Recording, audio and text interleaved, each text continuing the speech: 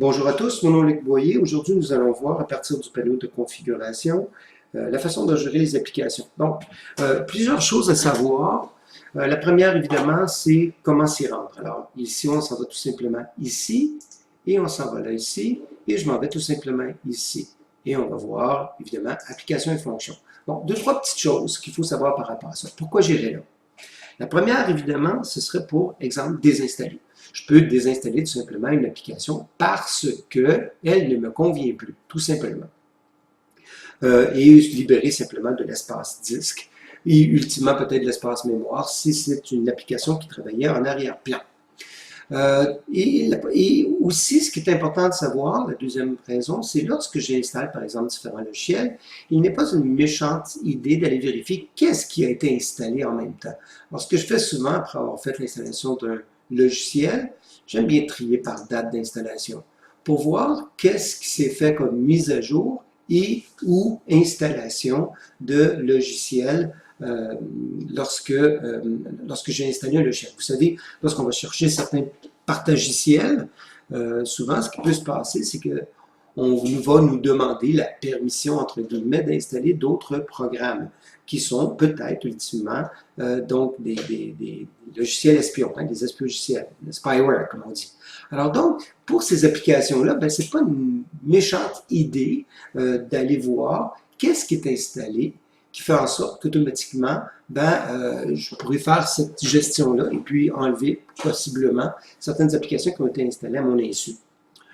Alors, tout ce que je peux faire, tout ce que je les ai fait, bien entendu, si je veux supprimer une application, bon, je ne le ferai pas, mais si je voulais, par exemple, ici, enlever Mozilla Firefox, je clique là-dessus et je désinstalle tout simplement. OK? Donc, ça, c'est une première possibilité. Autre chose qu'il faut savoir au niveau des applications, c'est ce qu'on appelle les applications par défaut. Vous pouvez gérer directement par ici, si vous le désirez, par exemple, quelle serait l'application que vous aimeriez utiliser pour certaines tâches, comme par exemple le courriel, les cartes, etc. et tout. Alors donc, c'est possible de faire ça directement par ceci. Tout ce que j'ai besoin de faire, bien entendu, si je veux avoir une visionneuse photo, je pourrais cliquer ici, bien entendu, et à partir du moment où le système va me faire apparaître, évidemment, donc une liste, je peux choisir ce que je désire, et puis, par exemple, dire que je désire avoir ceci plutôt qu'exemple la visionneuse Windows. Si vous permettez, je suis habitué avec la visionneuse Windows, alors je vais simplement la prendre ici, et automatiquement, le système va changer les paramètres de telle façon à ce que je puisse l'avoir par défaut. OK, alors donc, c'est une autre chose qui est intéressante par rapport à l'utilisation, en fait, la gestion des applications.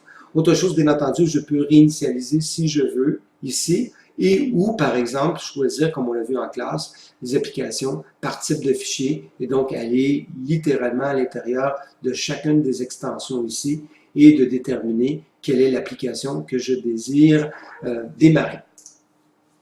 Autre chose qui est importante, évidemment, à savoir, c'est qu'il est possible aussi de faire cette gestion-là de l'ancienne façon, c'est-à-dire, je peux m'en aller tout simplement ici et aller chercher, exemple, le panneau de configuration.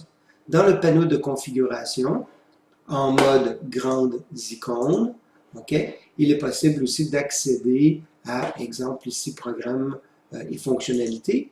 Et dans programme et fonctionnalités, vous aurez quelque chose qui est similaire, encore une fois, dans un contexte où est-ce qu'on peut, évidemment, encore une fois, dans un de vérifier les installations qui ont été faites et faire la gestion.